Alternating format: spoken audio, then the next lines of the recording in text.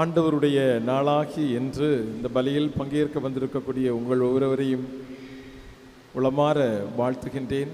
சிறப்பாக நம்முடைய முன்னாள் திருத்தந்தை பிரான்சிஸ் ஒட்டுமொத்த கத்தோலிக்க திருஅவைக்கும் உலகத்திற்கும் ஒரு பேரழைப்பை கொடுத்தார். இயேசுனுடைய பாட்டி தாத்தா அன்னா சோக்கின் இவர்களுடைய விழாவை ஒட்டி வரக்கூடிய ஞாயிற்றுக்கிழமை உலக பாட்டி தாத்தாக்களுடைய தினமாக கொண்டாடப்பட வேண்டும் என்ற ஒரு அன்பின் அழைப்பை விடுத்தார். எனவே இன்று நம் கத்தோலிக்க திரு அவை தன்னுடைய இந்த திரு அவை குடும்பத்தில் இருக்கக்கூடிய அத்தனை பாட்டி தாத்தாக்களையும் கொண்டாடி அகமகிழ வேண்டும். 60 வயதுக்கு மேலாக இங்கே இருக்கிறவங்க லேசாக கை தூக்குங்க பார்ப்போம். 60 வயதுக்கு மேலாக இருக்கக்கூடியவங்க கை தூக்கலாம்.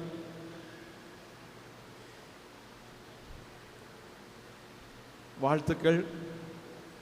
அவர்கள் எல்லாருக்கும் என்னுடைய இதய நிறைந்த வாழ்த்துக்களை நான் தெரிவித்துக் கொள்கிறேன். ஜெபங்களும் உரித்தாக்குக. நிச்சயமாக இந்த சமூகத்தினுடைய வேர்கள் நீங்கள் தான். இந்த சமூகத்தை செதுக்கி இந்த நிலைக்கு கொண்டு வைத்திருக்கக்கூடிய சிற்பிகளும் நீங்கள் தான். எனக்கு தாத்தா பாட்டிகளை ரொம்ப பிடிக்கும். ஏனென்றால் நான் வானக தந்தையை நேரடியாக பார்த்ததில்லை. இயேசு இப்படி இருப்பார் என்று நிறைய படம் சுரூபம் என்றெல்லாம் வைத்திருக்கிறார்கள். இயேசுனுடைய வார்த்தைகளை அரும் செயல்களை வடிவாக்கி அருமையாக திருவிவிலியத்திலே நமக்கு தந்திருக்கின்றார்கள். ஆனால் வானக தந்தை இப்படித்தான் இருப்பார் என்று யாருக்கும் தெரியாது. ஆனால் அவரை ஒரு தாத்தா வடிவிலே காட்டுவார்கள். இருக்கட்டும். ஆனால் வாழும் வானக தந்தையாக இருப்பது நம்முடைய பாட்டிகளும் தாத்தாக்களும். அவருடைய அனுபவங்கள், எழுச்சிமிக்க உழைப்புகள், வழிகாட்டுதல்கள் இந்த உலகிற்கு உரமாகின்றன. தலை தாழ்த்தி வணங்குகின்றேன். அவர்களுக்காக ஜெபிப்போம். ஜெபிப்பதோடு நின்று விடக்கூடாது. மாறாக அவர்களோடு உடனிருந்து பயணிக்கவும் உதவவும் நாம் ஒவ்வொருவரும் கடமை கொண்டுள்ளோம். அதை திருத்தந்தை மிக அருமையாக வெளிப்படுத்துகின்றார். அவர்களை மேன்மையோடு நடத்தவும் மாண்பில் அவர்களை வளர செய்ய வேண்டிய கடமை இப்பொழுது வாழக்கூடிய குழந்தைகளுக்கும் இளம் தலைமுறையினருக்கும் கொடுக்கப்பட்ட கடமை என்று அவர் வலியுறுத்தி இருக்கின்றார். அதை உள்வாங்கி செயலாக்குவோம். அருமாந்த இந்த ஞாயிற்றுக்கிழமை தொடக்கத்திலே நம்முடைய தந்தை குறிப்பிட்டது போன்று ஆண்டின் 17வது ஞாயிற்றுக்கிழமையிலே நாம் பங்கேற்று இந்த பலியிலே நம்மை ஒப்படைக்க வந்திருக்கிறோம். ஒவ்வொரு ஞாயிற்றுக்கிழமையும் தவறாமல் ஆலயத்திற்கு வந்து பலியில் பங்கேற்று நாம் செல்கின்றோம். ஒருவேளை ஒரு ஞாயிற்றுக்கிழமை திருப்பலியில் பங்கெடுக்க வர முடியவில்லை அல்லது வரவில்லை என்றால் நமக்குள்ளால ஒரு குற்ற உணர்வு வரும். ஐயோ, திருப்பலிக்கு போகலையே, எப்படி தெய்வ தக்கரை வாங்கிறது அப்படின்னு மனதுக்குள்ளால ஒரு எண்ணம் வரும். அப்படிப்பட்ட உணர்வை திரு அவை நம்முடைய மூதாதையர் நமக்கு தந்திருக்கின்றார்கள். எதற்காக நாம் இந்த திருப்பலியில் பங்கெடுக்க வர்றோம்? குறிப்பாக ஆண்டவரின் நாளாகி இந்த ஞாயிற்றுக்கிழமை எதற்காக நாம் பங்கெடுக்கிறோம்? முக்கியமாக 2 காரியங்கள். ஒன்று, நாம் நன்றி சொல்ல. யூக்கரிஸ்டிக் செலிப்ரேஷன், நற்கருணை கொண்டாட்டம் என்றாலே இது நன்றியின் கொண்டாட்டம். ஆண்டவர் தன்னை பலியாக வானக தந்தைக்கு ஒப்படைத்த அந்த நன்றியின் வழிபாட்டை நாம் மீண்டும் நினைகூர்ந்து கொண்டாடுகின்றோம். அதுபோல கடந்த வாரம் அல்லது கடந்த மாதம் அல்லது கடந்த நாட்களிலே நாம் வாழ்ந்த வாழ்வை நன்றியோடு கொண்டாடி ஆண்டவரிடம் நன்றி சொல்வதற்காக நாம் வந்திருக்கின்றோம். இரண்டாவதாக, நம்மை நாம் ஒப்படைக்க அல்லது இறைவேண்டல் செய்ய எதிர்வரும் நாட்களிலே ஆண்டவருடைய அருள் வார்த்தையை கேட்டு ஆண்டவருடைய உயிர் உணவை உண்டு அவருடைய பாதையிலே வழி நடக்க. எனவே இந்த 2 காரியங்கள், ஒன்று நன்றி சொல்ல, இரண்டாவது நம்மை நாம் ஒப்படைத்து இறைவேண்டலோடு நம்முடைய வாழ்க்கையை தொடர்வதற்காக நாம் ஆலயத்திற்கு வருகின்றோம். இருக்கட்டும். அவ்வாறு ஒவ்வொரு முறையும் நாம் ஆலயத்திற்குள்ளே வருகின்ற பொழுது வயிறு உடைக்க நாம் சாப்பிட்டு செல்கின்றோம். ஒவ்வொரு முறையும், குறிப்பாக ஒவ்வொரு ஞாயிற்றுக்கிழமையும் நாம் பலியிலே பங்கேற்று கடந்து செல்கின்ற பொழுது நம்முடைய வயிறு மட்டுமல்ல, இதயம் நிறைந்து கடந்து செல்கின்றோம். ஏனென்றால் ஆண்டவருடைய வார்த்தை நமக்கு தானமாக கொடுக்கப்படுகின்றது. ஆண்டவருடைய வார்த்தையை நாம் வாயால் சாப்பிடவில்லை, மாறாக காதுகளால், இதய செவிகளால் கேட்டு அடுத்த வாழ்வுக்காக நிறைவோடு நாம் கடந்து செல்கின்றோம். குறிப்பாக ஆண்டவர் இயேசு கிறிஸ்துடைய வார்த்தையோடு ஆண்டவர் தரக்கூடிய அவருடைய உயிர் பிரசன்னம் நம்மை நிறைக்கின்றது. அடுத்து வாழ்வதற்கான சக்தியை, ஆற்றலை நமக்கு தந்து வழி அனுப்புகின்றது. எனவே ஒரு பலி என்கின்ற பொழுது அந்த பலியின் வழியாக நாம் புது தெம்பும் புது பார்வையும் புது வாழ்வும் பெற்று கடந்து செல்கின்றோம். இந்த சூழலிலே இந்த 17ஆம் ஞாயிறாகிய இன்று இன்றைய 3 வாசகங்களும் குறிப்பாக பதிலுரை பாடலும் இணைத்து நமக்கு ஆண்டவர் சொல்லக்கூடிய ஒரே ஒரு சிந்தனை, ப்ரே ப்ரே ப்ரே. ஜெபியுங்கள் ஜெபியுங்கள் ஜெபியுங்கள் என்ற ஒற்றை வார்த்தை தான். இறைவேண்டல் செய்யுங்கள். நான் சொன்னேன், ஒவ்வொரு முறையும் வருகின்ற பொழுது வயிறு உடைக்க இதயம் நிறைய சாப்பிட்டு சொல்கின்றோம். இந்த வாரத்தில் ஜெபத்தை பற்றி ஆண்டவர் நமக்கு சொல்லி தருகிறார். சரி, இங்கே இருக்கக்கூடியவங்கள நான் நினைக்கிறேன் 90-95 விழுக்காடு பேரும் கடந்த ஞாயிற்றுக்கிழமையும் திருப்பலியில் பங்கெடுத்திருப்பீங்க இல்லையா? கடந்த ஞாயிற்றுக்கிழமை ஆண்டவர் நமக்கு என்ன சொல்லி அனுப்பினாரு? அது அப்ப இது இப்ப, சும்மா கேள்வியெல்லாம் கேட்கக்கூடாது, அப்படியா? ஆபிரகாம் கடந்த வாரத்திலும் நமக்கு ஒரு முன்மாதிரியான மனிதராக வந்து நின்றார். அவருடைய விருந்தோம்பல் பண்பு, நற்செய்தியில மரியா, மார்த்தா, லாசர் இல்லத்திற்கு ஆண்டவர் சென்று அந்த பிள்ளைகளுடைய விருந்தோம்பல் பண்பை நாம் கேட்டோம். ஸோ கடந்த வாரத்தில் விருந்தோம்பல் பண்பு இருக்கட்டும். இந்த ஆண்டு இந்த வாரத்தில் இறைவேண்டல். அதுக்கு முந்தைய வாரத்தில் நல்ல சமாரியன் உவமையை சொல்லி ஆண்டவர் கொஞ்சம் மனிதாபிமானத்தோடு வாழுங்கள், சட்ட பார்வையை விட்டுவிட்டு நேய பார்வையை அணிந்து கொள்ளுங்கள் என்று. அதற்கு முந்தைய வாரம் என்று நான் கேட்டுக்கொண்டே இருந்தால் சலிப்பு கூட தட்டும். சீடர்களை இருவராக அனுப்பியது. இயேசுவை பின்பற்றக்கூடிய சீடர்கள் எளிமையோடு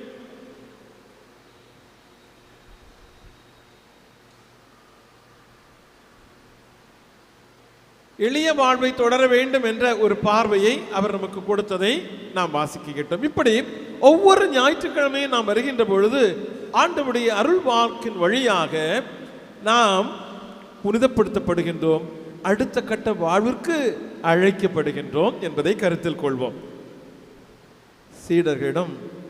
சீடர்கள் இயேசுவிடம் வந்து கேட்கிறார்கள். எப்படி கேட்கிறாங்க? ஆண்டவரே ஆண்டவரே, யோவான் தன்னுடைய சீடர்களுக்கு ஜெபிக்க கற்றுக் கொடுத்தது போல எங்களுக்கும் ஜெபிக்க கற்றுத்தார். அந்த சீடர்களுடைய எளிய மன உணர்வு. யூதர்கள் ஒரு நாள் 5 வேளை, முக்கியமாக 3 வேளை ஜெபிப்பது அவருடைய சட்டம். எனவே அந்த ஜெபங்களை எல்லாம் கடந்து எங்களுக்கென்று ஒரு ஜெபத்தை கற்றுத்தார். ஏனென்றால் ஒவ்வொரு யூத ரபியும், குறிப்பாக ஷமாய், ஹெல்லல், ஹமுராபி என்ற பெரிய பள்ளிகளை நடத்தி வந்த இந்த யூத ரபிகள் தங்களுடைய சீடர்களுக்கு ஜெபிக்க கற்றுக் கொடுத்ததை இந்த பாமர சீடர்கள் கேள்விப்பட்டிருக்கிறார்கள். பாலைவன குரலாக ஒலித்துக் கொண்டிருந்த யோவானும் தன்னுடைய சீடர்களுக்கு ஜெபிக்க கற்றுக் கொடுத்திருக்கிறார். இதை அறிந்தவாறு இயேசுவிடம் வந்து சீடர்கள் கேட்கிறார்கள், யோவான் தன்னுடைய சீடர்களுக்கு கற்றுக் கொடுத்தது போல எங்களுக்கும் கற்றுத்தாரும். உடனே இயேசு என்ன சொன்னார்? ஒரு வாரம் டைம் கொடுங்க, நான் கொஞ்சம் எழுதி ஃப்ரேம் பண்ணி அப்புறமா வந்து கற்றுக் கொடுக்குறேன் அப்படின்னு சொன்னாரா? இல்லை, நாளைக்கு பார்ப்போம், இன்னைக்கு கொஞ்சம் விட்டு வைங்க, நான் கொஞ்சம் ப்ரிப்பேர் பண்ணணும் என்று சொன்னாரா? இல்லை. கேட்ட மாத்திரத்திலேயே ஜெபமே வாழ்வாக்கிய, வாழ்வை ஜெபமாக்கிய ஆண்டவர் உடனடியாக அவர்களுக்கு நீங்கள் இவ்வாறு ஜெபியுங்களேன் என்று அவர்களுக்கு கற்றுக் கொடுக்கின்றார். இயேசு மட்டுமல்ல, இயேசுவை தங்கள் வாழ்வின் முதன்மையாக கொண்டு வாழ்ந்த பல மனிதர்கள், பல புனிதர்கள் தங்களுக்கென்று ஜெபத்தை வடிவமைத்து அதன் ஊடாக தங்களை புனிதப்படுத்திக் கொண்டார்கள். குறிப்பாக நாம திரு ஜெபமாலையின் பொழுது ஒரு ஜெபம் சொல்வோம், மிகவும் இரக்கமுள்ள தாயேன். ஒரு இதை யார் எழுதினது? புனித பெர்னார்டு. புனித பெர்னார்டுடைய ஜெபத்தை நாம சொல்லுகிறோம். அதுபோல திருப்பலியில கிறிஸ்துவின் ஆன்மாவே பாடுறோம்ல, கிறிஸ்துவின் ஆன்மாவே. இந்த ஜெபத்தை எழுதினது யாரு? புனித லயோலா இன்னாசியார். எங்களோடு தங்கும் ஆண்டவரே என்று ஒரு ஜெபத்தை நாம சொல்லுவோம். இதை எழுதியது யாரு? புனித 2 எழுத்து புனிதர், புனித பியோ, பாத்திர பியோ. நீங்க அரபீட்டுக்கு முன்னால போனோம்னா அதுல ஒரு வார்த்தை, என்னை சமாதானத்தின் கருவியாக்கும், என்னை அமைதியின் தூதுவராக்கும் என்று இப்பொழுது சொல்லுவோம். என்னை அமைதியின் தூதராக்கும் அப்படின்னு தொடங்கி அழகான ஒரு உலகளாவிய ஜெபத்தை எழுதி வெளியிட்டது யாரு? சொன்னது யாரு? வெரி குட், புனித பிரான்சிஸ்கு அசிசியார். எனவே ஆண்டவரை தங்களுடைய வாழ்வின் மையமாக கொண்டு வாழ்ந்தவர்கள் தங்களுக்கென்று, தங்கள் வாழ்வுக்கென்று ஒரு ஜெபத்தை வடிவமைத்தார்கள். இப்ப என்னுடைய ஒரு கேள்வி, இவங்க எல்லாம் ஜெபம் எழுதி அதை நாம இன்னைக்கு ஜெபித்திருக்கிறோம். நமக்கென்று, நம் வாழ்வுக்கென்று ஒரு ஜெபத்தை நாம வடிவமைக்க வேண்டும். 2 லைன் போதும். பெரிய பெரிய பக்கமாக எழுத வேண்டிய தேவையில்லை. நம்முடைய மூதாதையர்கள், இப்ப தாத்தா பாட்டியா இருக்கக்கூடியவங்க அடிக்கடி நமக்கு சொல்லக்கூடிய ஒரு ஜெபம் மனவல்லிய ஜெபம். ஏதாவது ஒரு மனவல்லிய ஜெபத்தை நாம நமக்கென்று வடிவமைத்துக் கொள்வோம். அந்த ஜெபத்தின் வழியாக இறை பிரசன்னத்தை நமக்கு சொந்தமாக்குவோம். அருமாந்தவர்களே, ஆண்டவர் இயேசு கிறிஸ்துவினுடைய இந்த ஜெப உணர்வு என்பது அவருடைய வாழ்விலே முக்கியமாக ஒட்டி போயிருந்தது. ஜெபத்திலிருந்து அவருடைய வாழ்வை பிரித்து கொள்ள முடியாது. அவருடைய நடத்தை, அணுகுமுறை, அவருடைய அரும் செயல்கள், அவருடைய வார்த்தைகள், போதனைகள் எல்லாமே ஜெபத்தோடு பின்னி பிணைந்திருந்தது, பிரிக்க முடியாமல் இருந்தது. எதை செய்தாலும் ஜெபத்தோடு தொடங்கக்கூடிய ஒரு நன்மன உணர்வு நமக்குள் இருந்தது. இப்ப ஒரு கேள்வி, எது ஜெபம்? ஒரு பையன் கேட்டா எது ஜெபம்? ஏதாவது ஜெபம் தெரியுமா? தெரியுமே, சொல்லி கொடுத்துருக்கிறாங்களே. என்ன? அரவிந்த மரியாதை வாழ்க ஆண்டவர் முடனே பெண்களுக்குள் ஆசிரியர் பெற்று. நம்ம திருப்பலியில சில நேரங்களில் அப்படி பட்டனை தட்டினோன்னு இயந்திரங்கள் ஓடுவதை போன்று ஜெபங்கள் சொல்வோம். எப்படி? எல்லா வல்ல இறைவனிடமும் சகோதர சகோதரங்களிடம் நான் பாவி என்று ஏற்றுக்கொள்கிறேன். இறங்கி இருக்கிறாங்க, ஃபாதர்னையா இந்த ட்ரெஸ் போட்டிருக்கிறாங்க, ஆகவே என்பாமே என்பாமே என்பாமே, பூவெல்லாம் கீழே விழுந்து சரிஞ்சு கிடக்கிறது, மைக்கு சரியா வேலை செய்யல, ஆகையால் புனிதர் அனைவரிடம் சகோதர சகோதரன், இப்படியே எண்ணங்களை சிதற விட்டு உதட்டளவிலே உச்சரிப்பது அல்ல ஜெபம். சில நேரங்களில் வீட்டில் நாம ஜெபம் செய்வோம், ஜெபமாலை சொல்லுவோம். அருள் நிறைந்த மரியாயே வாழ்க ஆண்டவர் உடனே. ஸ்டவ் ஆஃப் பண்ணியா? என்ன பண்ணிட்டு இருக்கிற? பெண்களுக்குள் ஆசிரியப்பட்டவள் நீரே, உடைய திருவேற்றிங்கனியாக இயேசு வா திறந்து சொல்லு. உடைய திருவேற்றிங்கனியாக இயேசு ஆசிரியப்பட்டவரே, புனித மரியே இறைவன் தாயை. கொசுவத்தி எடுத்து கொளுத்தி வை, கொசு கடிக்குது இல்ல? நம்முடைய எண்ணம் எல்லாம் எங்கோ போயிட்டு இருக்கும். உதட்டளவில் சொல்லக்கூடிய ஜெபம் ஒரு கழுத்தறுப்பு வேலை. அது நம்மை நாம் ஏமாற்றிக் கொள்வது. எது ஜெபம்? நாம் சொல்வது மட்டுமல்ல, மந்திரங்களை உச்சரிப்பது அல்ல. அது ஒரு பிதற்றல். அந்த பிதற்றல் கடவுளுடைய காதுகளை எட்டாது. உள்ளம் ஒன்றி இருக்கு. ஜெபம் என்பது ஒரு திறந்த மனநிலை. கடவுள் என்ன சொல்கிறார் என்று கேட்பதற்காக நம் இதயத்தை திறந்து வைத்திருக்கக்கூடிய அந்த உள்ளார்ந்த திறப்பு மனநிலை தான் ஜெபம். Just listening the voice of God. Just listening the voice of God. கடவுளுடைய அவருடைய திருவுளம் என்ன, அவருடைய விருப்பம் என்ன என்பதை உள்ளார்ந்த உணர்வோடு திறந்து கேட்பது, அதை செயலாக்கம் செய்ய முனைவது, இதுதான் உண்மையான ஜெபம். உச்சரிப்பது மட்டுமல்ல, கேட்பதும் ஜெபம்தான்.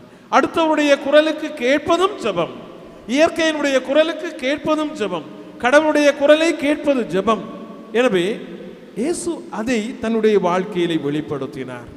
ஜெபம் என்பது நமக்காக மட்டும் ஏதோ எனக்கு வீடல்ல, ஆண்டவரை வீடு கட்டித்தாங்க, எனக்கு தேர்வு இருக்கிறது, ஆண்டவரை எக்ஸாமை நல்லா எழுதணும், ஆண்டவரே எனக்கு இந்த தேவை என்று தேவைகளை பட்டியலிடுவது மட்டுமல்ல, மாறாக நன்றி சொல்வது, புகழ்வது, குறிப்பாக பிறருடைய வாழ்வின் நலனுக்காக நாம் மண்டியிட்டு மன்றாடுவது. நாம் ஏன் ஆலயத்துக்கு வர்றோம்? நமக்காக ஜெபிப்பதற்காக மட்டுமல்ல. தயவு செய்து புரிந்து கொள்வோம். நமக்காக ஜெபிக்க மட்டுமல்ல, இங்கு யார் யாரெல்லாம் வருகின்றார்களோ, யார் யாரெல்லாம் நம்மை சூழ்ந்திருக்கிறார்களோ அத்தனை பேரையும் ஆண்டவரிடம் ஒப்பு கொடுப்பதற்காக ஜெபிக்க வருகிறோம். எனவே நீங்கள் இங்கே வருகின்றீர் என்றால் நீங்கள் உங்களுக்காக மட்டுமல்ல, உங்களுக்காக இந்த ஒட்டுமொத்த சமூகமும் ஜெபிக்கிறார்கள் என்ற நம்பிக்கையை நம்ம வளர்த்துக் கொள்ள வேண்டும். அதுபோன்று இங்கு இருக்கக்கூடிய எல்லாருக்கும் நான் ஜெபிக்க வந்திருக்கிறேன் என்ற ஒரு எண்ணத்தை, பரந்துபட்ட பார்வையை நமக்குள் வகுத்துக் கொள்ள வேண்டும். பரந்த பார்வை இல்லாமல் ஜெபிக்கக்கூடிய ஜெபம் அது உண்மையான, அர்த்தமான, ஆண்டவருக்கு பிரியமான ஜெபமாக இருக்காது. பாருங்க, ஆண்டவர் இயேசு கற்றுக் கொடுக்கிறார், விண்ணுலகில் இருக்கிற என் தந்தையே. அப்படிதானா? விண்ணுலகில் இருக்கிற என் தந்தையே என்றுதானா? என்னப்பா? விண்ணுலகில் இருக்கிற எங்கள் தந்தையே. எப்பொழுதெல்லாம் நாம் இயேசுவின் ஜெபத்தை சொல்கின்றோமோ அங்கே ஒரு பன்மை தன்மை வெளிப்படுகின்றது. எப்பொழுதெல்லாம் நாம் ஆண்டவர் இயேசு கிறிஸ்துவுடைய இந்த இறை வேண்டலை சொல்கின்றோமோ அப்பொழுதெல்லாம் கடவுளின் பிள்ளைகளாக எல்லாருக்காகவும் நாம் வேண்டுகின்றோம். எவ்வளவு அற்புதமான ஒரு தன்மை இங்கே இருக்கிறது. எங்கள் அடுத்ததாக கடவுளை விண்ணுல இருக்கிற எங்கள் கடவுளே என்று கூட சொல்லவில்லை, விண்ணுல இருக்கிற எங்கள் தந்தையே. ஒரு அப்பா மகன், அப்பா மகள் உறவை இயேசு ஆண்டவர் நமக்குள் பிணைத்து வைத்திருக்கிறார் இந்த ஜெபத்தின் வழியாக. எப்பொழுதெல்லாம் நாம் இந்த ஜெபத்தை சொல்கின்றோமோ அப்பொழுதெல்லாம் நான் என்னுடைய தந்தையை நோக்கி, தாயை நோக்கி, தாயும் தந்தையுமான கடவுளை நோக்கி நான் மன்றாடுகின்றேன். எப்பொழுதெல்லாம் அந்த உணர்வோடு ஜெபிக்கின்றேனோ அப்பொழுதெல்லாம் என்னோடு வாழக்கூடிய எல்லாரையும் நான் என்னுடைய சகோதரிகளாக, சகோதரர்களாக ஏற்றுக்கொள்கிறேன் என்ற ஒரு உணர்வு எனக்குள் எழ வேண்டும். உமது திருவுளம் விண்ணுலகில் நிறைவேறுவது போல மண்ணுலகிலும் நிறைவேறுக. என்னுடைய விருப்பம், நான் என்ன நினைக்கிறேன் அது எனக்கு நடக்க வேண்டும் என்றல்ல, ஆண்டவரே நீர் என்ன விரும்புகின்றீர் என்ற ஒரு உணர்வை ஆண்டவர் இயேசு கிறிஸ்து நமக்கு உணர்த்தி காட்டுகிறார். Thy kingdom come, உம்முடைய திருவுளம் தான் என் வழியாக நிறைவேற வேண்டும். அப்படியே சொல்லிக்கொண்டு எங்கள் அன்றாட உணவை எங்களுக்கு தாரும். எனக்கு சாப்பாடு இருக்கு, எனக்கு குடிக்க தண்ணி இருக்கு, எனக்கு சுத்தமான காற்று இருக்கு, என்னுடைய அடிப்படை தேவைகள் நிறைவு செய்யப்பட்டிருக்கிறது. உணவு என்பது சாப்பிடுவது மட்டுமல்ல, அடிப்படை தேவைகள் மட்டுமல்ல, ஆன்மீக காரியங்களும். நமக்கு நம்ம பாண்டிச்சேரியில் இருக்கிறோம், நமக்கு எந்த பக்கம் எங்கே போனாலும் ஒரு திருப்பலியில் பங்கெடுத்து கொள்ளலாம். ஆனால் வட இந்தியா அல்லது பிற மறைபிறப்பு நாடுகளில் இப்படிப்பட்ட வாய்ப்பு இல்லை. 40, 50, 60, 70, 100 கிலோமீட்டருக்கு ஒரு இடத்துல தான் ஓர் ஆலயம் இருக்கும். ஆனால் நமக்கு இப்படிப்பட்ட ஒரு வாய்ப்பை கடவுள் கொடுத்திருக்கிறார் என்றால் இதை சரியான விதத்தில் பயன்படுத்த வேண்டிய கடமை இருக்கிறது. எப்பொழுதெல்லாம் நாம் சாப்பாட்டில் கை வைக்கிறோமோ அப்பொழுதெல்லாம் பக்கத்து வீட்டில் இருக்கக்கூடியவங்களுக்கு சாப்பாடு இருக்கா என்ற ஒரு கேள்வி நமக்குள் எழ வேண்டும். அப்பொழுதுதான் நாம் சொல்லக்கூடிய இந்த வார்த்தை, எங்களுக்கு அன்றாட உணவை எங்களுக்கு தாரும் என்ற வார்த்தை. இல்லை என்றால் அதற்கு பொறுப்பேற்கக்கூடிய கடமை, பொறுப்பு எனக்கு இருக்கிறது. அவர்கள் எக்கேடு கட்டால் என்ன, சாப்பிட்டா என்ன, சாப்பிடாம போனா என்ன என்று எண்ணிக்கொண்டு எனக்கு கிடைத்தது நான் சாப்பிடுகிறேன் என்று சாப்பிட்டோம் என்றால் நான் இந்த ஜெபத்தை செயலாக்கம் செய்யவில்லை என்றுதான் அர்த்தம். அத்தோடு உணவு போன்று உயிரளிக்கக்கூடிய ஒரு சக்தி மன்னிக்க சொல்லி தருகின்றார். நான் மன்னிப்பது போல, நான் மன்னிக்கவில்லை என்றால் ஆண்டவரே நீர் என்னை மன்னிக்க வேண்டாம் என்று நாம் கடவுளிடம் ஒரு நிபந்தனையை, ஒரு கான்ட்ராக்ட், ஒரு உடன்படிக்கையை செய்து கொள்கின்றோம். எனவே ஜெபத்துல முக்கியமாக மன்னிப்பு ரொம்ப தேவைப்படுகிறது. ஒருவரை மன்னிக்காம நாம செய்யக்கூடிய ஜெபம் விழலுக்கு இறைத்த நீர் போன்று. முக்கியமாக நம்முடைய ஜெபங்கள், அதைத்தான் நற்செய்தியில நம்ம இங்க பார்க்கிறோம். முதல் வாசகத்துல பார்த்தோம், ஜெபத்துல முக்கியமாக 3 காரியங்கள். முதல் வாசகத்தில் நம்ம பார்த்த ஆபிரகாம் சோதோம் கொமாராவுக்காக மன்றாடியது. ஆண்டவரே, நீர் அழிக்க விரும்புகின்றீர், ஆனா ஒருவேளை இந்த தீவர்களோடு நல்லவர்கள் நீதிமான்கள் இருந்தால், ஒரு 50 பேர் இருந்தா, 45 பேர் இருந்தா, 40 பேர் இருந்தா, 30 பேர் இருந்தா, 20 பேர் இருந்தா, 10 பேர் இருந்தா என்று விடாப்பிடியாக ஜெபிக்கக்கூடிய அந்த மனப்பான்மை. நான் முதல்ல சொன்ன பார்த்தீங்களா, எப்ப எல்லாம் ஜெபிக்கிறோமோ நாம அடுத்தவர்களுக்காக ஜெபிக்கக்கூடிய அந்த மனப்பாங்கு, அடுத்தவர்கள் மீதான கரிசனை, அக்கறை, நேய உணர்வு இல்லாமல் 1000 மணி நேரம் மன்றாடியும் 1000 ஆலயங்களுக்கு சென்றோம், எந்த பலனும் இல்லை, எந்த பலனும் இல்லை. ஆபிரகாம் இதை கற்றுத் தருகிறார். கடந்த வாரத்தில் இந்த ஆபிரகாம் நமக்கு அருமையான ஒரு செய்தியை நமக்கு சொன்னார். இன்றும் இந்த ஆபிரகாம் அதே போலதான் நற்செய்தியின் வழியாகவும் ஆண்டவர் கதவை தட்டக்கூடிய நண்பரை ஒரு உவமையாக சொல்லி விடாமுயற்சியோடு கேளுங்கள் என்று நம்மை பணித்திருக்கிறார். எனவே ஜெபத்தில் பார்க்கிற நேரத்தில் விடாமுயற்சியும் தேவை, நம்பிக்கையும் தேவை, மன்னிப்பும் தேவை. இந்த 3ம் யாருடைய உள்ளத்துக்குள்ளே ஒருங்கிணைந்திருக்கிறதோ அவர்கள் சொல்லக்கூடிய ஒவ்வொரு வார்த்தையும், அவர்கள் செய்யக்கூடிய ஒவ்வொரு செயலும் கடவுளுக்கு உகந்த ஜெபமாக உருமாறுகின்றது. இயேசுவுடைய ஜெபத்திலே இறுதியாக பார்க்கின்ற பொழுது கடவுளுடைய இறை உதவியை நாம் கேட்கின்றோம். அருமாந்தவர்களே, இறுதியாக நாம் ஜெபிக்காமல் ஜெயிக்க முடியாது. நாம் ஜெபிக்காமல் ஜெயிக்க முடியாது. ஜெபித்து தோற்கவும் மாட்டோம், ஜெபித்து தோற்கவும் மாட்டோம். Pray pray pray.